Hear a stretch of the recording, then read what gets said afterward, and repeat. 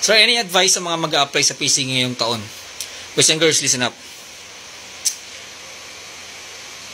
No matter what happen, just keep going. No matter what.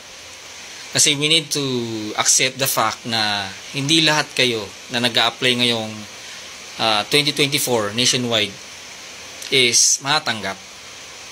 And that's the reality, boys and girls. Hindi lahat kayo 100%. Like for example, kung 10,000 kayo nag-apply, we need to accept the fact na hindi lahat 10,000 ang ma-accept dyan sa application na yan. Kasi of course, pipiliin yan. Sasalain yan. In terms of what? Kasi sa medical, sa deliberation, sa PFT, marami yan of course. Kaya yung iba, hindi talaga siya panahon pa para makapasok sa serbisyo.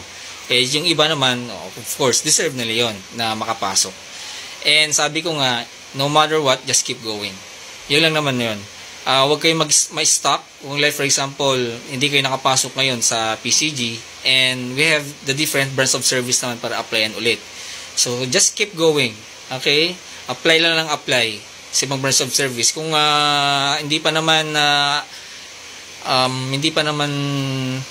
nagre-recruit ang ibang branch of service, so try sa ibang company muna while waiting sa ibang branch of service na mag-open. So, tuloy-tuloy lang. Huwag tayo mag-i-stuck dun sa or mag-i-stick dun sa porket na hindi ka nakapasok ngayon sa PCG, di ba?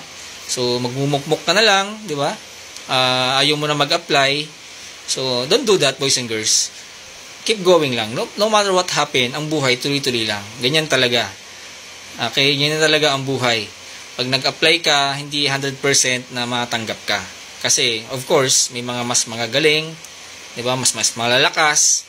Kasi sa mag-apply ka, once na nag-apply ka sa military, is of course, hindi lang ganito ang kailangan mo.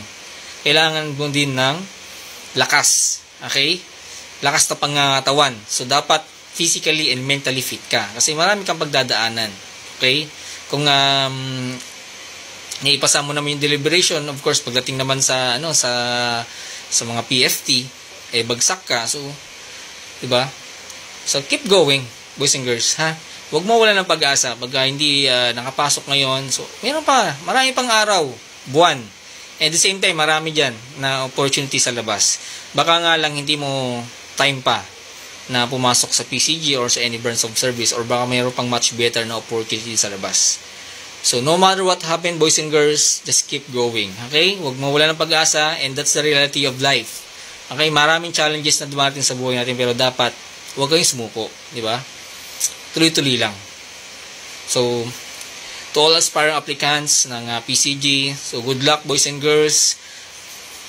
Kung ano man mangyayari sa application nyo, kasi di natin alam kung ano mangyayari, just keep going. Okay? No matter what. So, good luck. Ingat.